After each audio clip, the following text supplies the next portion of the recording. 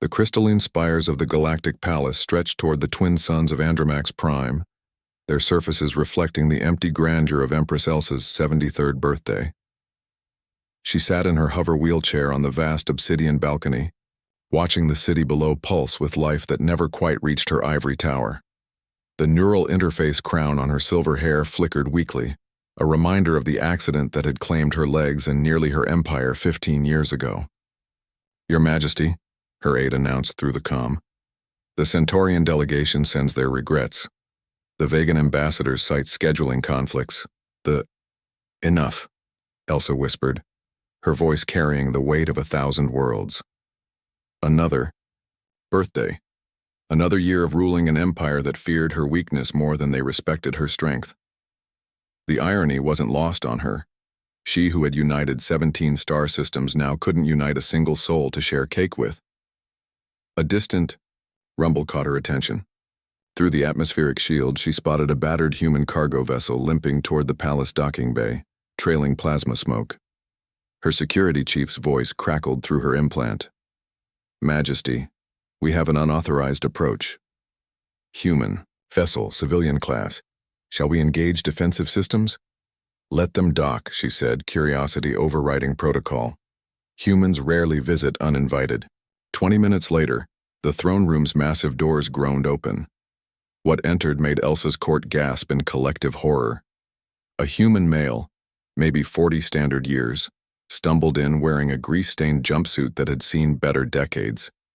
His dark hair was disheveled, his face smudged with engine oil, and his hands were rough with calluses. Behind him shuffled a small human child, a girl with bright eyes and tangled blonde hair clutching a makeshift doll.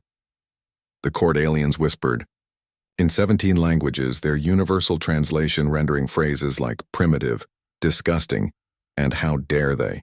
The human approached the throne without the proper genuflection, his daughter's hand firmly in his grasp. He stopped just short of the ceremonial line and looked directly into Elsa's eyes, something even her highest generals rarely dared. "Your Majesty," he said, his voice rough but respectful. "Name's Marcus Webb. This is my daughter Helen. Our ship broke down, and your people said you might help. We're heading to the Outer Rim colonies." Elsa studied the pair.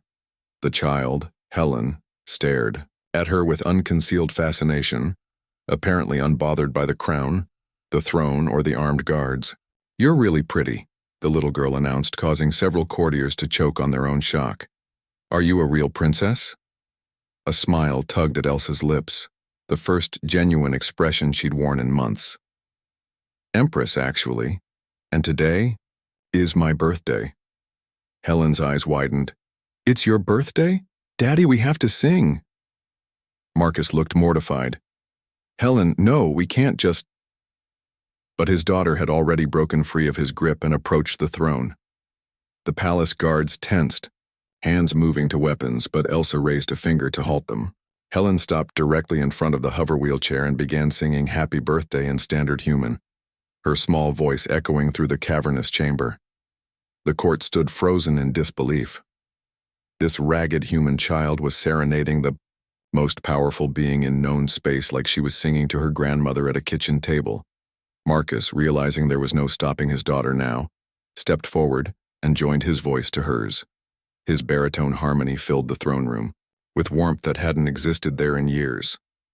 When they finished, Helen clapped her hands. "Now you make a wish." "I don't have a cake," Elsa said softly. "That's okay." Helen reached into her small satchel and pulled out a slightly crushed protein bar.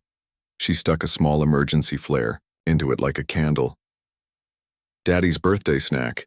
He was saving it, but birthdays are more important than being hungry." Marcus met Elsa's eyes over his daughter's head, and she saw something there she'd forgotten existed. Simple human kindness without agenda or calculation. "Go ahead, Your Majesty," he said quietly. "Make a wish." Elsa looked at the makeshift cake, at this grease-stained father and his innocent daughter who had just given her the first genuine birthday celebration she'd had in decades. She closed her eyes and wished for something she hadn't dared hope for in years. Connection. She blew out the flare. Helen cheered, and even some of the court smiled despite themselves. The little girl then did something that would be talked about in galactic history books for centuries. She hugged the Empress of 17 star systems. Elsa's arms came up automatically, holding the small, warm body against her chest. She felt tears she hadn't shed since the accident threatened to fall. "Are you sad?" Helen whispered. "No," Elsa whispered back. "I'm happy." 3 hours later, Marcus's ship had been repaired by the palace engineers and restocked with enough supplies for 10 journeys. But before they left, Elsa made an announcement that shocked her empire. The Terran Outer Rim colonies are hereby granted full imperial protection and trade privileges. Furthermore, the Webb family is appointed as my personal ambassadors to the human settlements. Marcus started to protest that he was just a cargo hauler, but Elsa held up her hand. Today, a father and daughter reminded me that an empire isn't built on fear or protocol. It's built on connections between hearts. You've given me the greatest birthday gift possible, hope. As their ship departed, Helen pressed her face to the viewport and waved at the palace.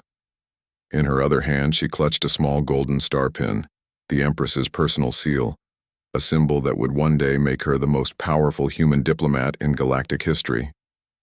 Elsa watched until their ship disappeared among the stars, then turned her hover wheelchair toward her private quarters.